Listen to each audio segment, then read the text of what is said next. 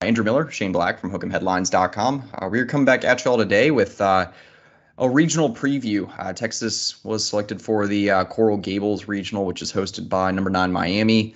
Texas is the 2 seed in this regional, accompanied by the 3 seed Louisiana and 4 seed Maine. Texas, Texas had a chance last week going into the Big 12 baseball championship to potentially contend for hosting a regional. And I know you wrote about that on the site, but Texas really lost any momentum they had built from coming up with that impressive 3-game sweep of West Virginia to win a share of the Big 12 regular season title. That was almost 2 weeks ago at this point. But I mean, I still don't mind this route for Texas. I think in terms of how loaded some of the regional fields are, I think Texas actually ended up with a pretty favorable path. What are your thoughts kind of end of the season and, this regional? Yeah, I think the end of the season is just kind of a microcosm of how the whole season has been. We had that amazing high sweeping West Virginia and winning a share of the Big 12 title, and then immediately to Arlington, where Texas looked lifeless, really, and dropped 2 games and was ousted pretty quick. Any chance to host a regional out the door. And that's just kind of how the whole season has been. I mean, when Texas started the season in Arlington with 3 losses, everyone thought the sky was falling. Obviously, that wasn't the case. They worked their way back up, I think, into the top 10 at one point, if not top 15. And then, things kind of evened out. But, yeah, I think all things considered, traveling to Coral Gables against a Miami team that's very well balanced is no easy task. But, as a 2 seed, you're probably never going to be favored to win a regional. So, like you said, all things considered, we avoided the SEC in the regional. We'll get into Louisiana. That's a tough team as well. But this is certainly a regional that Texas can advance out of. And, we've seen this team play like a top 10 ball club. And let's just hope that kind of all connects once again this weekend. Yeah, I mean, Texas certainly has the capabilities to go on these sort of runs that really make them look like the same team that they were at points during the last 2 seasons. Texas is also looking to continue a pretty impressive streak here. The last 3 times that Texas has made the postseason, they've made it to the College World Series. That sort of postseason success is very unusual and very impressive. I mean, David Pierce obviously has his work cut out for him to be able to find that sort of success this weekend and then moving forward. You kind of hinted at it, but my biggest concern for Texas heading into the postseason is the ability to consistently get the job done, over the course of 3, 5, 7 games instead of just, one impressive weekend. We really have yet to see, against sustained high level of competition, Texas go multiple weeks at a time without a major letdown. I know we had that big winning streak in the, kind of early middle point of the season, but, a lot of those wins, what did we end up with? Like a 16-game winning, 15? I don't remember what it was. But kind of took advantage of an easier non-con schedule after the college baseball showdown. And but I mean, there's not going to be a whole lot of easy games coming up. So I would say just consistency obviously is going to be important. The second thing, I got to see more out of the bats. I know we were discussing this off air, but I think we know that there's probably going to be some shakiness from the bullpen. There has been for most of the season, and we're a little short on arms. I think I don't think much is going to change there, but at the same time, the starting rotation has been rock solid lately. Whether it's the emergence of LeBaron Johnson Jr. or, getting Tanner Witt back and him looking really, really solid in his last start against West Virginia. His stuff was crazy there. That looked like vintage Tanner Witt in that finale game. And obviously Lucas Gordon has been, really, really solid ace to the weekend rotation all season long. I don't have many concerns there. I just, the bats kind of fell asleep in the Big 12 tournament. I think it was 2 runs over the course of both those games against the Kansas schools. You got to see more out of, guys all up and down this lineup. But, Dylan Campbell kept his hitting streak going, but Porter Brown kind of fell asleep at the plate during the Big 12 tournament. Eric Guillemette wasn't producing much. For optimism is what I said earlier, where I think we have the starting rotation to be able to make a pretty deep run, if the bats can come out and support. Yeah, no, I completely agree with that. And I think it's going to be important for Texas to set the tone on Friday afternoon in game one. Obviously, you're going to be backs against the wall if you drop that first game to Louisiana. And given the way Texas played in the Big 12 tournament, I think it's really important those first 3-4 innings they come out and with a lot of emphasis to play well and show that we're here. It's going to be one of those things where you're going to have to create your own energy on the road. A 1 p.m. or I think it'll be 2 p.m. local first pitch. There might be a little lull there. I think it's important for Texas to kind of get out and show, like, hey, we can compete in this regional, and to do that, I would expect Pierce to try to manufacture runs, running the bases well, a lot of hit and runs, sacrifices. We've seen that all year. But I think getting that first, second, third run across the board kind of breaks the seal and then can lead to good things later down the road. So I think those first 3-4 innings on Friday afternoon are going to be crucial for this team, especially, like I said, given the way that they played in the Big 12 tournament. And I think that it's 1 through 9. I mean, there is no Ivan Melendez on this team. You're going to need guys like Mitchell Daly and Jack O'Dowd towards the bottom of the order to step up. Rylan Galvan, if he's getting some plate appearances. You're going to need those guys to have productive at-bats this weekend if you want to advance out of the regional. And I think it's going to have to be a team effort. Like, you cannot just rely on Dylan Campbell and Peyton Powell and Porter Brown to produce runs. It's got to be 1 through 9. You got to do the little things right, and you got to capitalize with runners in scoring position. We saw Texas, especially in Arlington, that was not a strong suit because they were hitting the ball decent. I think that in game one had 11 hits, but just could not capitalize with runners in scoring position. That will have to change in the regional. Baseball is about timely hitting and timely pitching, and that is going to be really important this weekend in Coral Gables. I think, making the most of the opportunities you do get, obviously that's going to be huge.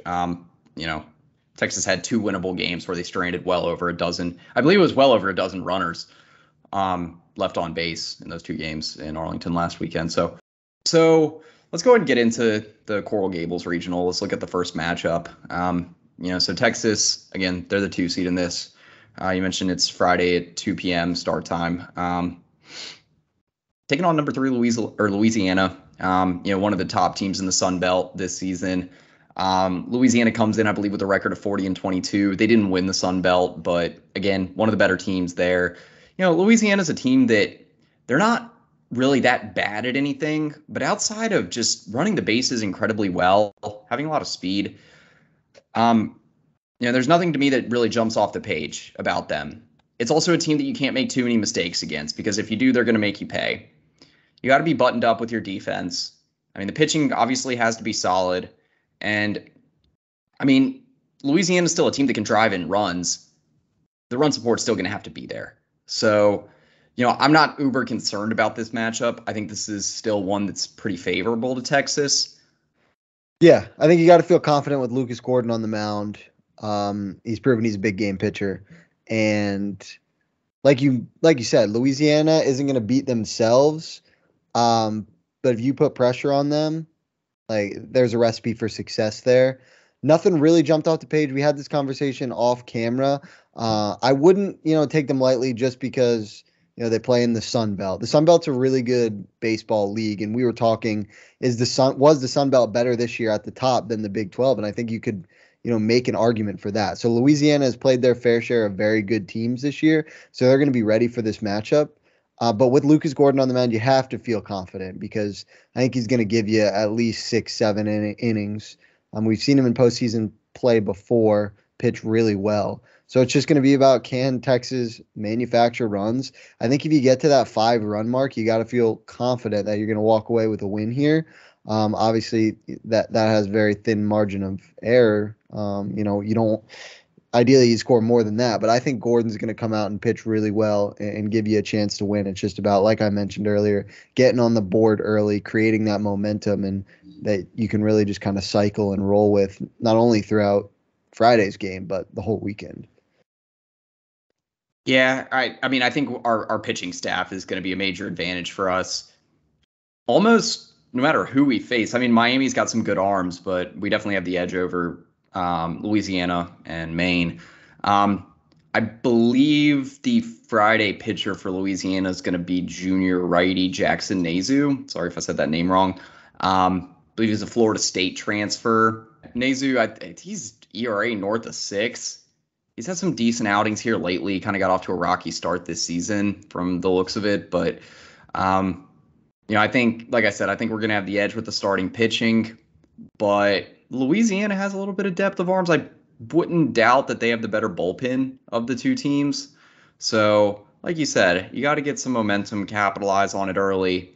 Again, this Louisiana team, they're prone to having some really big innings. I mentioned this earlier. They run the bases really well. Second in the nation in stolen bases, I believe north of 150 on the season. They're in the top half of the Sun Belt in runs scored. I believe they're they led the Sun Belt in doubles and triples, and I think they're top 10 in the nation in at least one of those stat categories, top 20 in both.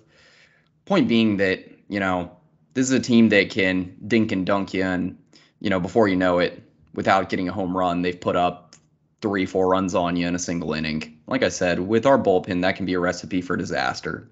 So all around, this team's got to be pretty buttoned up.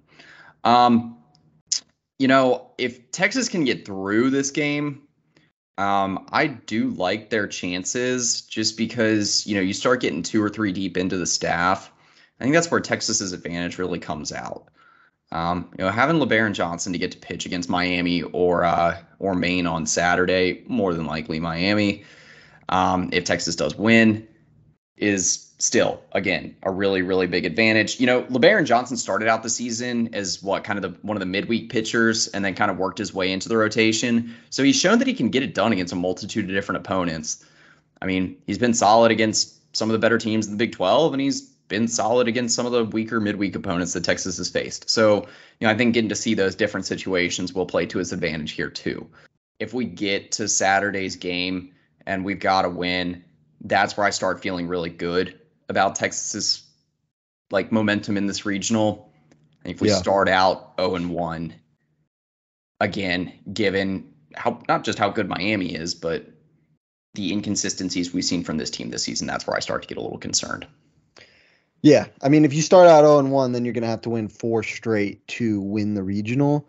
And given you mentioned the lack of pitching depth, Texas has the arms at the top, but depth is not the strong suit. And also Heston Toll and David Shaw are out for the rest of the year with injuries. That certainly doesn't help the pitching depth. So I think winning Friday afternoon is massive. I don't think really, I wouldn't be concerned about Texas going over. If they did happen to lose to Louisiana, I don't, really see much in Maine given LeBaron a run. But if LeBaron is pitching against Miami on Saturday, that becomes very interesting. Miami, a lot of power in their bats. I think they were 9th in home runs this year with 110. And while LeBaron has been pretty nasty, he can be susceptible to the big fly. That's what happens. You throw hard, comes hard off the bat. So I think that could be an interesting matchup and kind of a little cat and mouse game between the two ball clubs. But looking at Miami, you mentioned that we would probably have the starting pitching advantage there, but their staff isn't one that beats themselves. A very low walk rate. They aren't going to give you much. You're going to have to do it yourselves. You're going to have to string 3 hits together to score a run. So that could end up being a frustrating game for Texas because like we've seen all season long, you can get that first and second hit, but where does kind of the big blow come?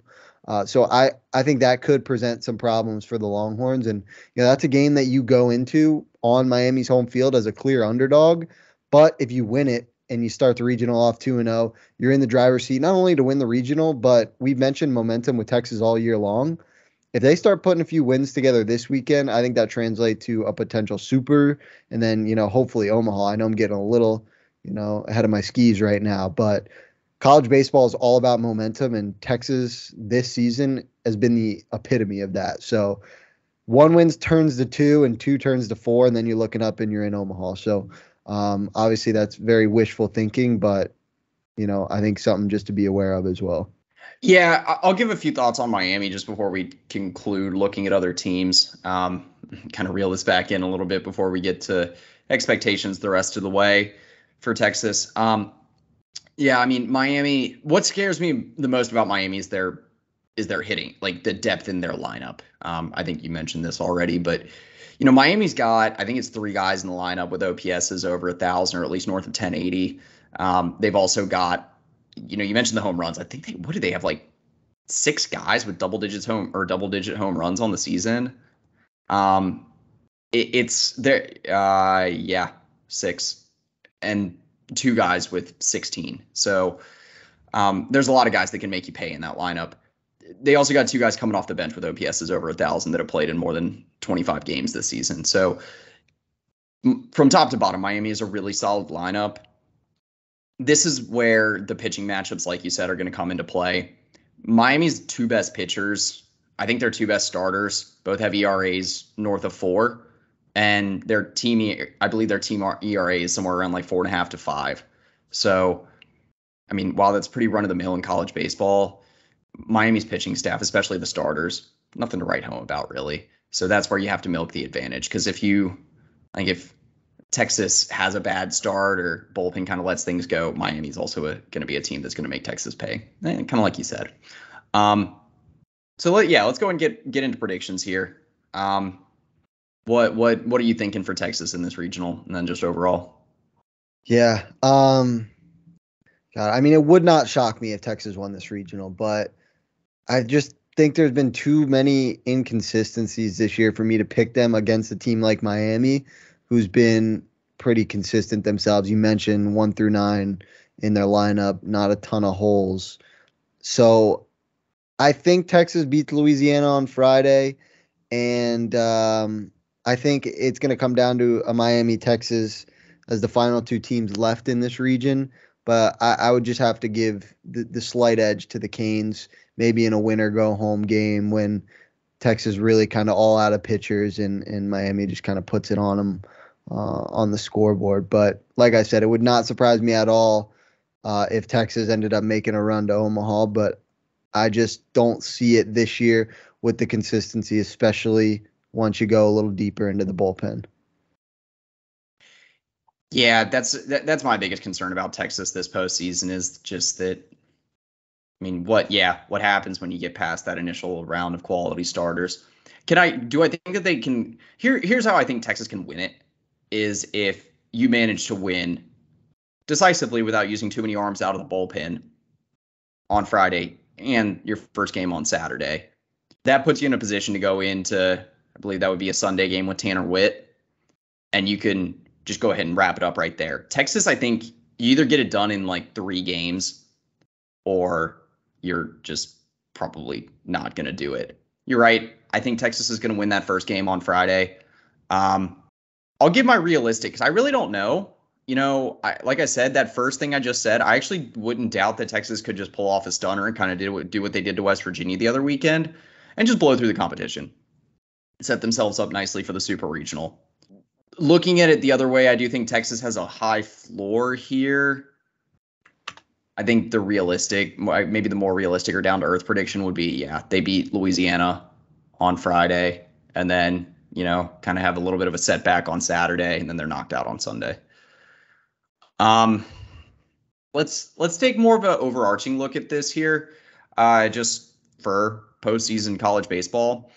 I mentioned this to you off air. Who is your pick to win the entire thing for the College World Series? And then, if you want, give one team you think can surprise some people.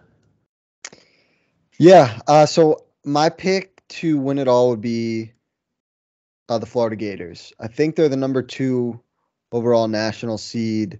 They just do everything really well. That lineup with Wyatt Langford hitting almost 417 home runs. Their first baseman / pitcher, Jack, Caglione, I think is his name. He has damn near 30 home runs this year and also has started 15 games. I just think that to disclose this, I live in Florida around a lot of Gator fans, so I've watched a little more Gators baseball than I probably would have liked. But every time they come on and I see them, they just look very impressive. They look like a team that doesn't really get phased. They do the little things right, and they hit a lot of home runs and they mash as well. And all those things combined are what you need to win however many it takes to raise the trophy in Omaha. Be like 10, 11 games. So yeah, my pick would be Florida. Not really a crazy pick given they're the number 2 overall seed, but I think this year they're going to be a really, really tough out. Team, I will keep a Big 12 focus. What team from the Big 12 do you think makes it the furthest? Yeah, I think Oklahoma State, because I think Oklahoma State's the only team that's going to. Yeah, I know you like that. I think Oklahoma State's the only team that's going to make the Supers. So from that, it would be Oklahoma State. They're the only Big 12 team that's hosting, so that certainly helps. And I'm not going out on a whim because probably the only team projected to win their region. But yeah, I think Oklahoma State. I don't think there's a lot that separates the Pokes and the Longhorns. It just so happens that Oklahoma State's hosting, and I kind of like their chance. They were the team that made the Big 12 tournament run. Exactly, and that was the difference, and they were rewarded for that, rightfully so. And yeah, I think they're in a great position to make the final 16, and I think that's going to be further than any other Big 12 team makes it, unfortunately, for the conference. Yeah, I mean, I'll start with the Big 12 one. There's something to me about Texas Tech. I don't know what it is. Tech struggles on the road. They really do. And that team is pretty good. They just shoot themselves in the foot way too often. They got one of the best players in the country in Gavin Cash. And up and down, they have a pretty solid lineup. Pitching staff is okay. But I think Texas Tech has a lot of things that if it just clicks right now, then they'll be in a good position to make a run. It wouldn't be surprising to me if they make it the farthest. I went to Oklahoma State undergrad, but I watch what they've done in regionals when they've hosted, and more often than not, it's disappointing.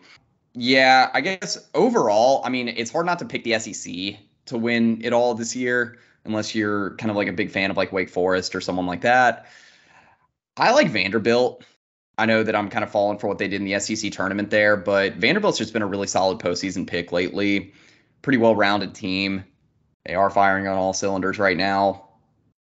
I wouldn't be surprised if it were them. But Florida, LSU, I don't think it's going to be Wake Forest. I do think it's going to be a team from the SEC.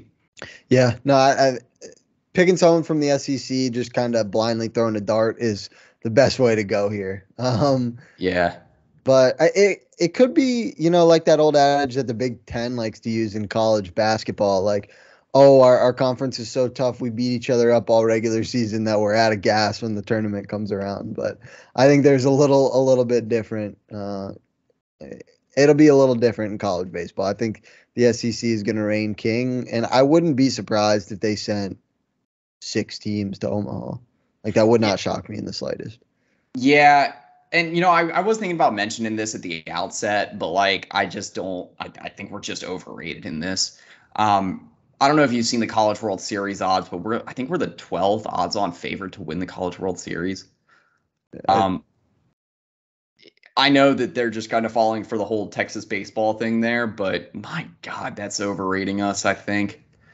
I would probably put us down around like 20. I think we're a little bit more of a threat than the seeding might indicate, but yeah. Top 15. We're tied with Miami.